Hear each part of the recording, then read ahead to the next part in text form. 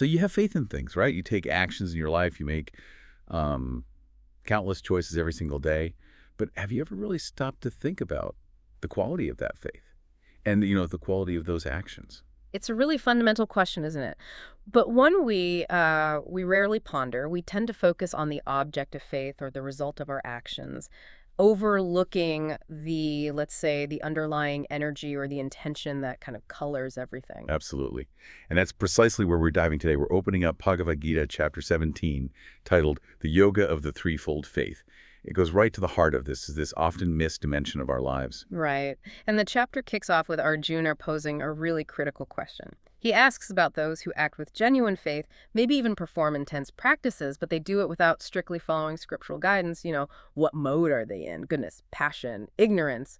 Where do those actions come from? Yeah, it's a scenario many of us can probably relate to, right?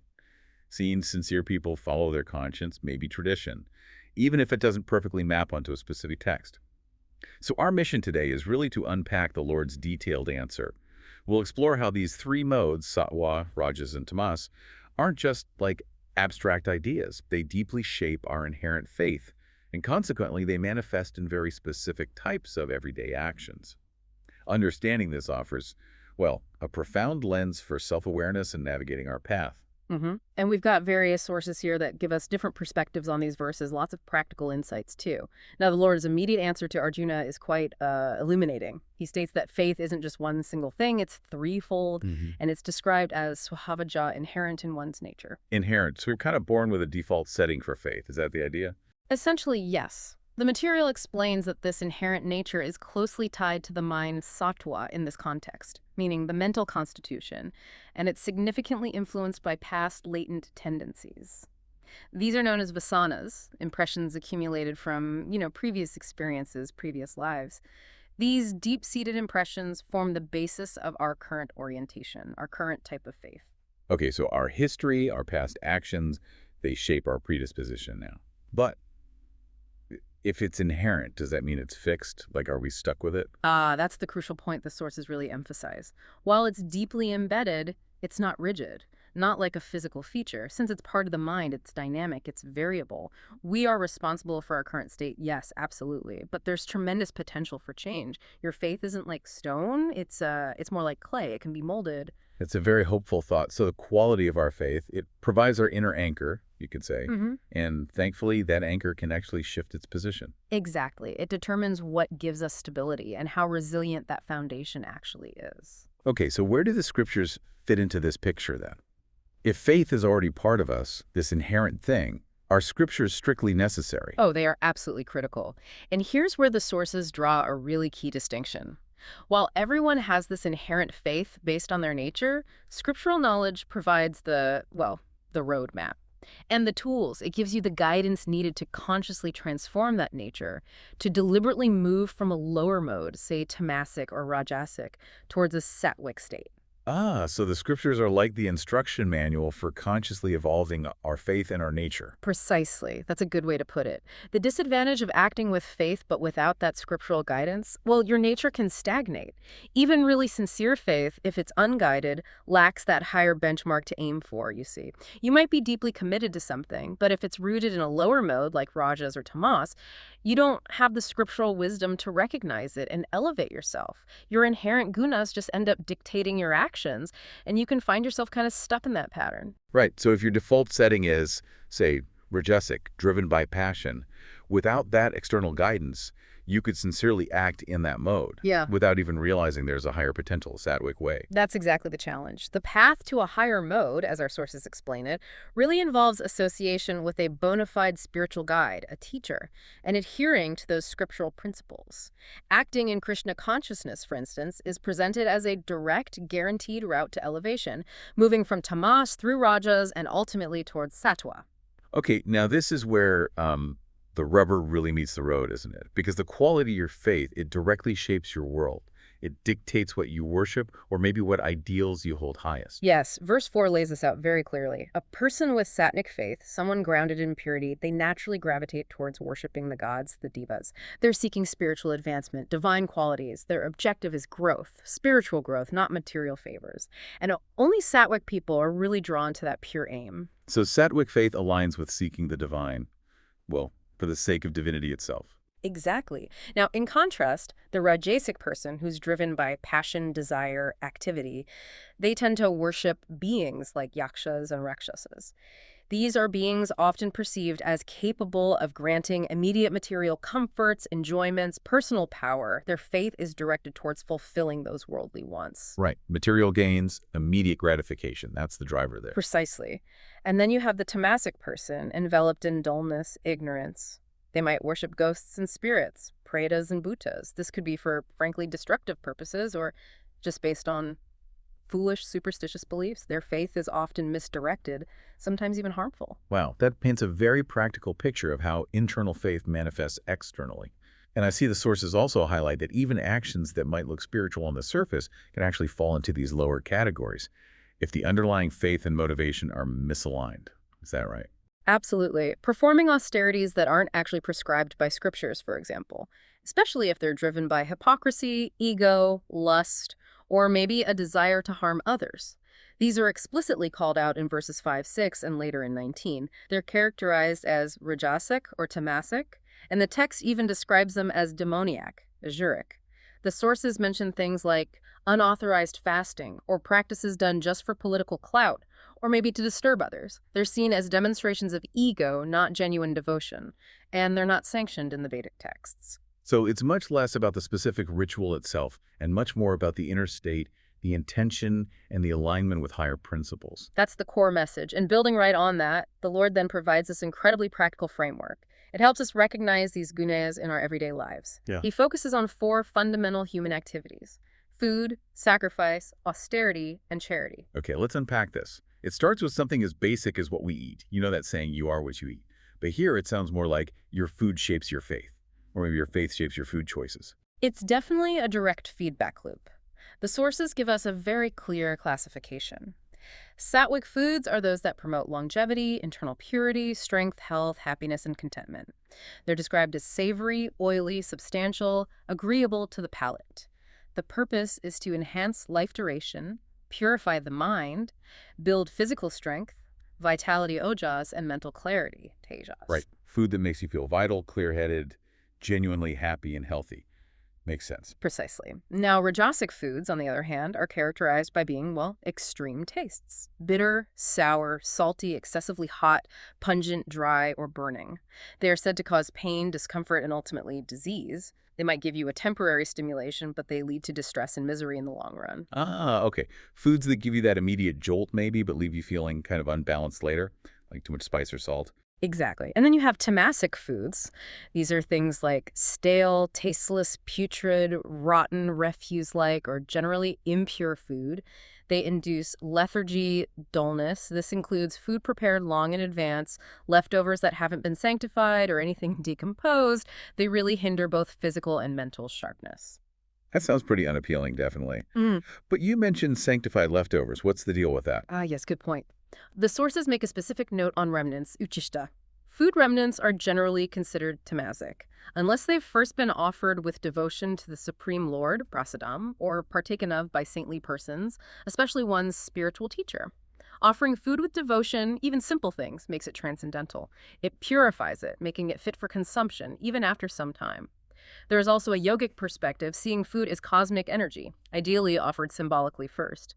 Yogic texts strongly emphasize a sattvic, moderate diet and mindful eating, avoiding many rajasic tamasic items. It's a much deeper take on diet than just, calories and nutrients. Yeah. Okay, how about sacrifice? Yajna. Sacrifice, or yajna, is also categorized by these modes. Sattvic sacrifice is performed purely as a matter of duty, no desire for results. It's done strictly according to scriptural injunctions and with unwavering faith. A simple example might be visiting a temple or church simply out of duty and respect, not asking for any material favors. The sources say it's the duty of a civilized person to offer respect to the divine according to scripture, not for personal gain. Okay, so doing it out of pure principle, not expecting a payoff. Correct. Then Rajasic sacrifice is performed with the explicit aim of getting a reward. Often it's for show, for ostentation, or driven by hypocrisy. It's prompted by specific desires, like maybe elevation to heavenly realms after death, or other material benefits right now. Worship purely for economic profit, for instance, is clearly Rajasic. So it's transactional or performative. Yes, exactly. And Tamasic sacrifice, well, sadly, this is done with complete disregard for any scriptural rules or ordinances. There's no proper offering of food, no chanting of mantras, no gifts given, and it's entirely devoid of faith. This type of action fosters a demoniac mentality, the sources say, and offers absolutely no benefit to human society. Worshiping some power just to get money for self-indulgence, ignoring all the rules. That's a classic example. Faith in Tamas is effectively faithlessness. That's a very sharp distinction. So even acts that sound religious can be tamasic if the foundation, the faith, is just wrong. Absolutely. Now let's look at austerity tapas. The sources break this down into 3 key areas: austerity of the body, austerity of speech, and austerity of the mind. Austerity of the body includes things like showing respect worship even to the divine, to spiritual teachers, guru, wise persons, and brahmanas.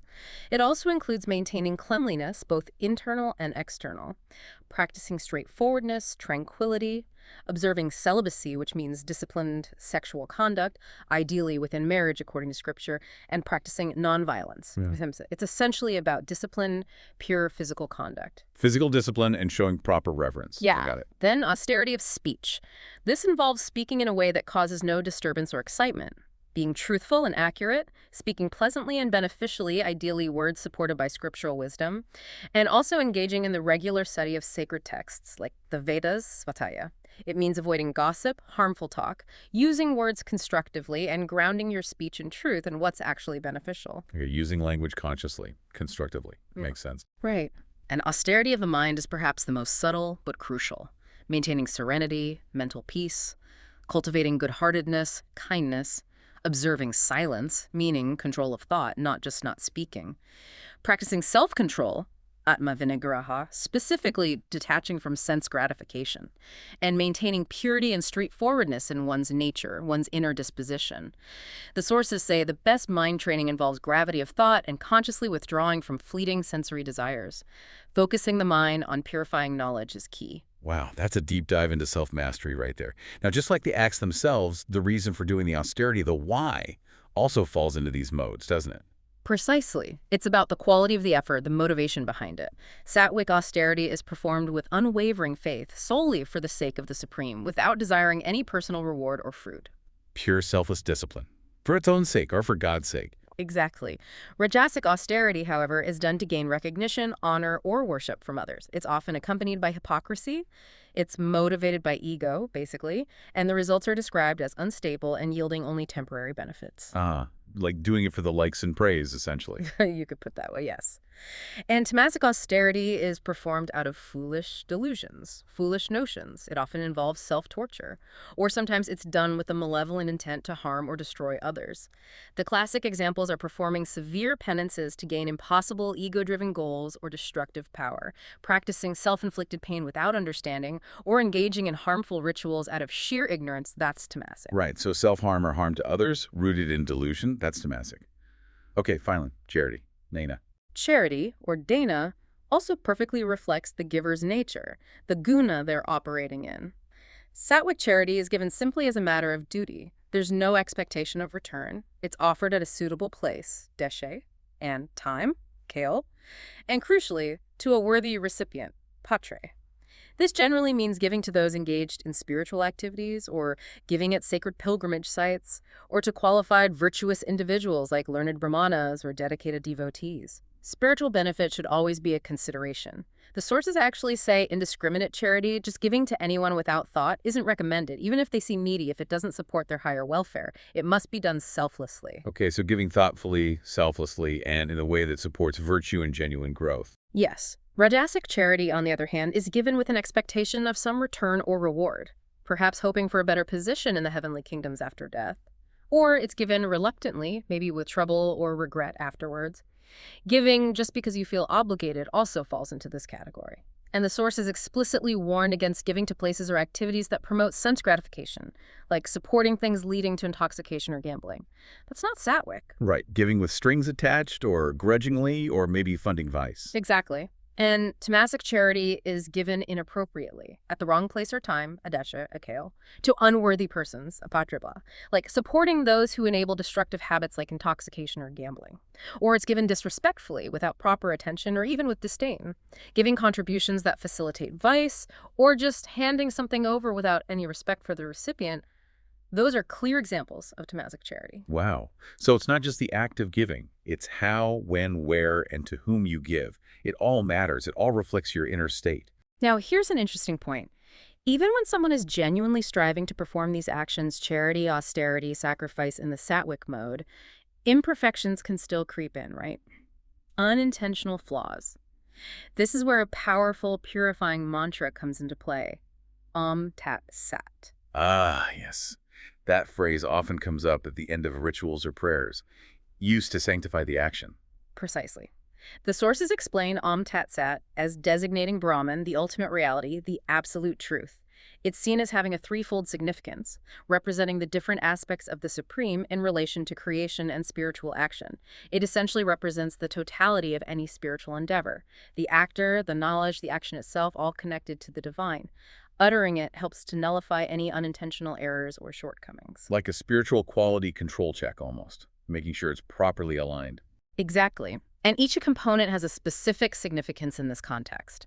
OM is traditionally uttered right at the beginning of actions, especially sacrifice, austerity, and charity. It's invoked to remove obstacles, ensure a flawless start, and crucially, connect the action to the divine origin, to Brahman. It signifies the beginning of the yajna. Any significant spiritual practice really should begin with Om to ensure perfection. Okay, so OM sets the highest intention and clears the path forward. Then TAT. This word literally means that, and it signifies transcendence, pointing towards the ultimate reality beyond the immediate action.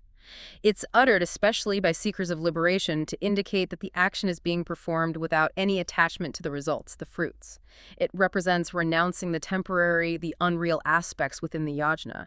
The purpose isn't material gain, it's spiritual elevation. It's done for that. Detaching from the fruit of the labor, offering it up. Exactly. And finally, Iset. This means reality, truth, eternal, also designating Brahman. In the context of action, it signifies steadfastness, siti, in the performance of sacrifice or austerity. It also represents goodness, sadhupava, and auspiciousness, prashaste. Very importantly, any action performed for the sake of this ultimate reality, tadarthaham, like dedicated service connected to the Supreme, such as temple activities or direct devotional service, is also considered eset. Acting in pure consciousness, dedicating oneself fully to the Supreme, that state is called sattva, and one who's fully established in that is a sadhu. Association with such pure individuals helps one gain true transcendental knowledge. Sat is also invoked in various purificatory ceremonies like initiation. Okay, so Esak grounds the action firmly in ultimate reality, in goodness, and in dedication to the highest principle. That makes sense. Yes, and performing actions for Tat Sat ultimately means dedicating them to the Supreme Personality of Godhead, Krishna. Acting in Krishna consciousness. This is described as the truly scientific, the proper way to perform transcendental activities, ensuring they actually contribute to one's ultimate spiritual welfare, without any wasted effort or negative reaction. Which brings us right back full circle, doesn't it? Back to the core principle we started with, the absolute, undeniable importance of faith. Yes, the conclusion given in verse 28 is quite, well, uncompromising. Actions performed without faith, ashradhiya, are flatly declared asat. Asat means unreal, useless, temporary. They yield absolutely no good result, neither in this life nor in the next. They're described as abominable, essentially a complete waste of time and energy. Without the proper faith, the proper consciousness, and scriptural guidance, there's no real spiritual fruit from one's efforts, no matter how grand they look. That's such a powerful statement. So faith isn't just some personal feeling we might have. It's the essential animating principle. It's what makes our actions meaningful and, well, spiritually effective, right? Yeah, precisely. Sattvic faith, faith in goodness, is presented as the vital foundation for any successful action, particularly spiritual endeavors. It's what makes one a qualified aspirant, a mukhya adhikari, for the path of self-realization. The path of spiritual enlightenment is often, well, invisible to the dull Tamasic mind, and it holds no lasting attraction for the restless, agitated, Rajasic mind. Only a mind that is anchored in Sattvic faith is truly ready, truly receptive. Arjuna himself is recognized as a Mukhya Adhikari because of his naturally pure heart and his inherent faith in Krishna. His inherent nature, influenced by his past good deeds and associations, is already inclined towards sattva. Yes. And while that faith is inherent, the crucial point, the hopeful message throughout, is that it can be actively elevated. It can be changed from a lower mode to a higher one. This transformation, the sources consistently say, happens most effectively through association with a bona fide spiritual teacher, a genuine guru, and by diligently adhering to the scriptural teachings. Consciously adopting a practice like Krishna consciousness, for example, is highlighted as a guaranteed path to this elevation. To truly succeed on this path, one needs to find that authentic guide, undergo the training, develop that initial faith, Shraddha in the Supreme, and allow that faith to mature, ideally into pure love of God, which is considered the ultimate goal. So it really comes down to recognizing where your faith is currently rooted, sattva, rajas, or tamas, and then consciously, actively cultivating a higher quality through proper guidance and dedicated practice. So this deep dive into chapter 17, it really reveals just how fundamentally our faith is linked to our inner nature, doesn't it? And how that connection then manifests in pretty much every aspect of our lives, from the food we choose to eat to the deepest spiritual practices we might attempt. Absolutely. And understanding these three qualities of faith and action, it isn't just, theoretical knowledge from some ancient text, not at all. It provides an incredibly powerful, very practical framework for genuine self-assessment and for choosing to live with conscious intention. Right, so you, the listener, now have a different kind of lens, perhaps, through which to examine your own motivations, your own actions. Are they driven primarily by a sense of duty, aligned with higher principles? Or more by restless desire for personal gain? Or perhaps, sometimes just by inertia, habit, or even ignorance? Are the choices you're making leading you towards clarity, purity, and well-being? Or are they maybe creating pain, discomfort, agitation, or just stagnation? And if the quality of our faith truly shapes our ideals and directs our actions, and if, as we've clearly seen, that faith can be transformed, it can be elevated, this leaves us with a really compelling question, something to maybe reflect on. What small, concrete step could you perhaps take this week, starting today maybe, to consciously cultivate a more sattvic nature within yourself and to align your daily actions, your food choices, your words, your interactions, your efforts just a little more closely with the highest ideals you hold dear? What would that look like for you?